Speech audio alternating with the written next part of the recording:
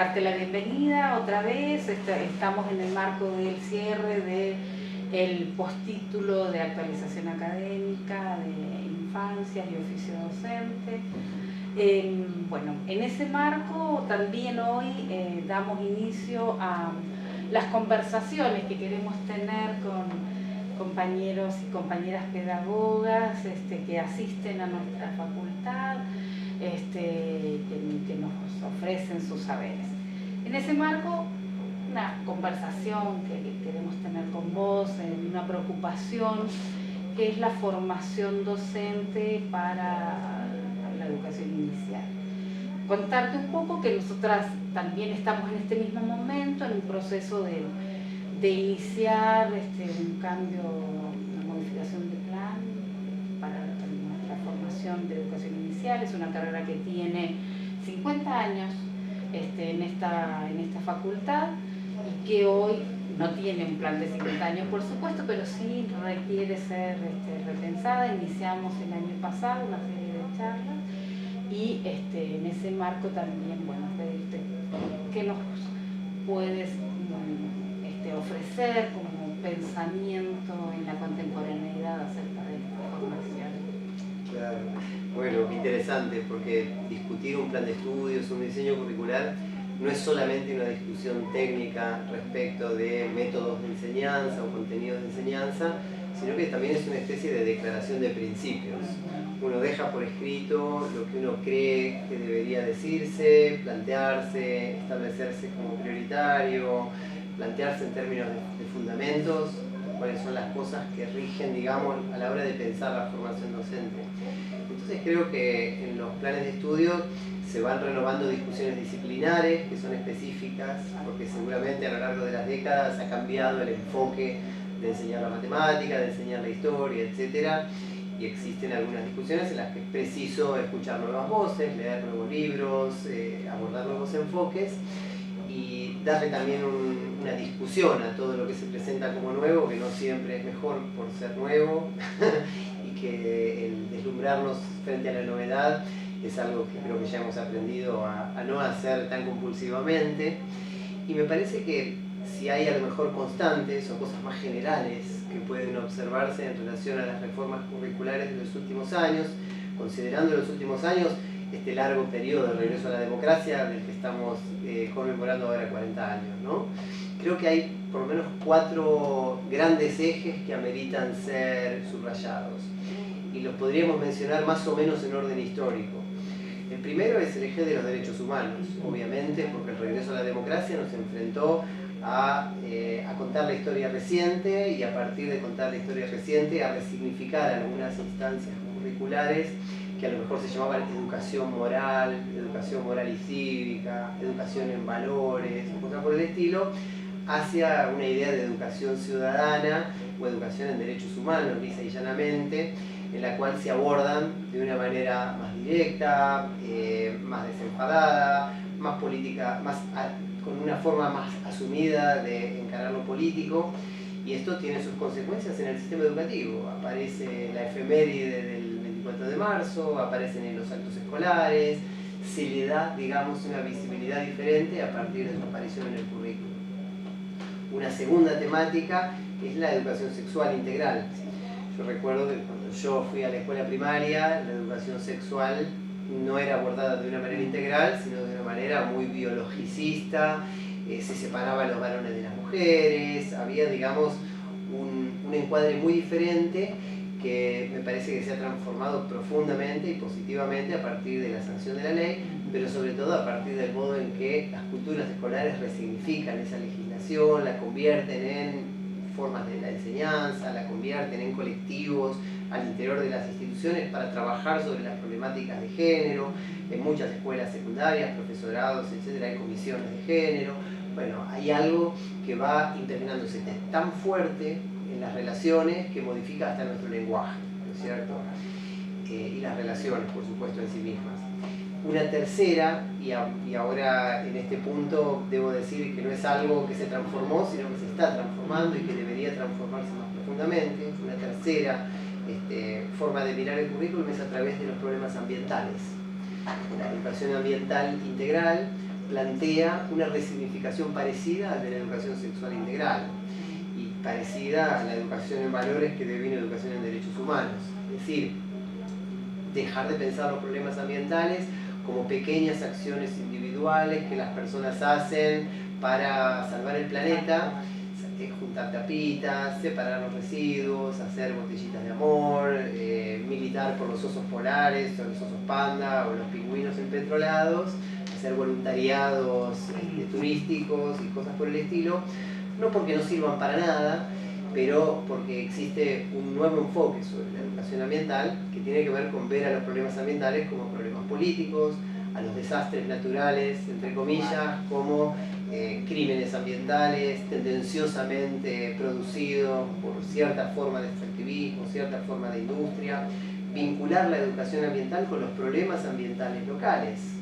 El litio en ciertas provincias, el petróleo en ciertas provincias, los ríos en ciertas provincias, el aire, el ruido en ciertas ciudades, la problemática de la vivienda en ciertos contextos y en ciertos barrios. Bueno, digamos que la educación ambiental deja de ser algo naif que los niños tienen que hacer para salvar el planeta, percibido como algo lejano y abstracto, que es de todos y no es de nadie, y pasa a ser algo colectivo, ejercicio de la ciudadanía ambiental, para preservar derechos y hacerlos cumplir y exigir a los estados que regulen y que controlen a los grandes actores contaminantes, que no son los niños que no juntan tapitas, ¿no es cierto? Bueno, y el cuarto, después de los derechos humanos, la educación sexual integral, la educación ambiental integral, y en este punto estamos mucho más verdes, mucho más en pañales, es la educación digital, que ameritaría un enfoque de educación digital integral, en el sentido de no solo adherir a estas premisas tan aparentemente indiscutibles de que hay que incorporar tecnologías para innovar, de que hay que alfabetizar digitalmente, que hay que pensar computacionalmente,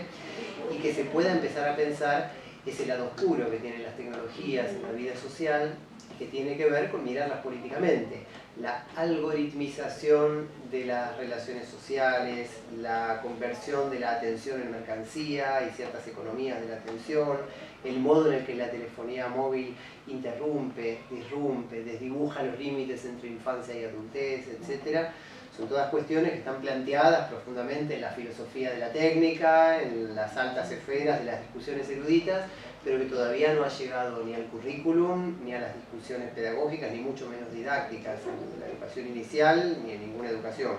Entonces me parece que hay un gran desafío en ese sentido de darle a la educación digital el mismo empujón político que tuvieron la educación política, la educación sexual y la educación ambiental. Decirte que en ese sentido, por supuesto que venimos pensando en esa línea, por supuesto de la mano de vos, de Carlos, de Walter, hablo de Carlos Esquilla, venimos pensando en esos caminos. Y diría que una de esas líneas emergentes también, a lo mejor vinculada con la tercera que mencionabas, tiene que ver con la soberanía alimentaria. Nosotras también decir que a esto que vos le das sustento, digamos, conceptual fuerte, una de las líneas emergentes que venimos trabajando y que entendemos que también tiene que estar en el marco de la formación docente, tiene que ver con aquello de pensar la soberanía alimentaria en todas las dimensiones que sean posibles pensar en el marco de la formación docente. Te diré, pasando a otro tema, que nadie me disculparía si no te pregunto por el fuego en la contemporaneidad, y ya que estás en este pupitre y has aceptado el juego de estar allí en un pupitre que me ha sido regalado a la facultad hace mucho tiempo, tiene alrededor de 100 años, bueno, no puedo no preguntarte por esta dimensión para la educación inicial, que bueno, siempre ha sido central y que ha traído un sinnúmero de discusiones que siempre pensamos que se termina, pero que vuelven a emerger, y por suerte es así, o sea, vuelven a emerger las discusiones en torno al juego. Así que bueno, te dejo allí para que con este aporte que seguramente nos vas a ofrecer a todos y a todas, podamos pensar y seguir pensando el juego en la contemporaneidad. Bien. Bueno, la cuestión del juego siempre ha estado en la agenda del nivel inicial y afortunadamente no ha salido de la agenda del nivel inicial,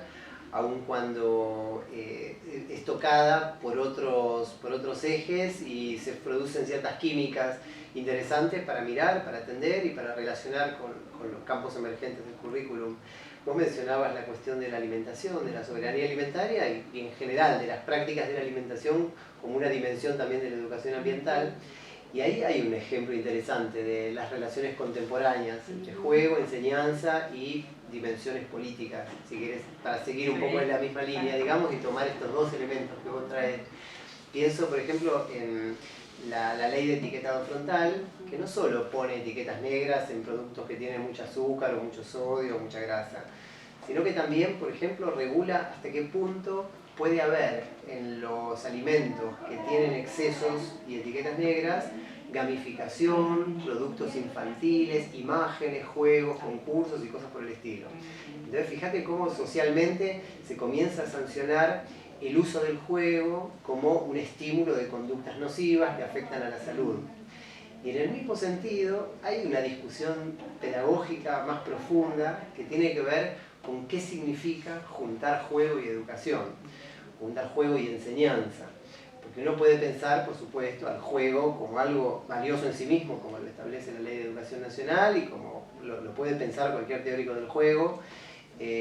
porque el solo hecho de jugar y de aprender un juego y de perfeccionar ese juego se parece un poco a aprender un idioma, a aprender una lengua, ¿no? Uno balbucea una lengua nueva y esa sensación incómoda de tratar de decir algo en un lenguaje que uno todavía no domina se parece bastante al inicio en el despliegue de un juego que uno está aprendiendo, ¿no es cierto? Entonces hay algo profundamente formativo en eso,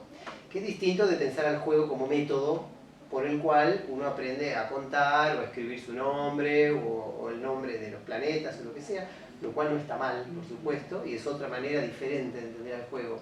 Pero en ese tipo de distinciones, así como en el uso de elementos de lo lúdico dentro de las clases tradicionales, si se quiere, en las cuales la enseñanza se vuelve divertida o se vuelve desafiante o incorpora rondas o incorpora ciertos objetos, me parece que el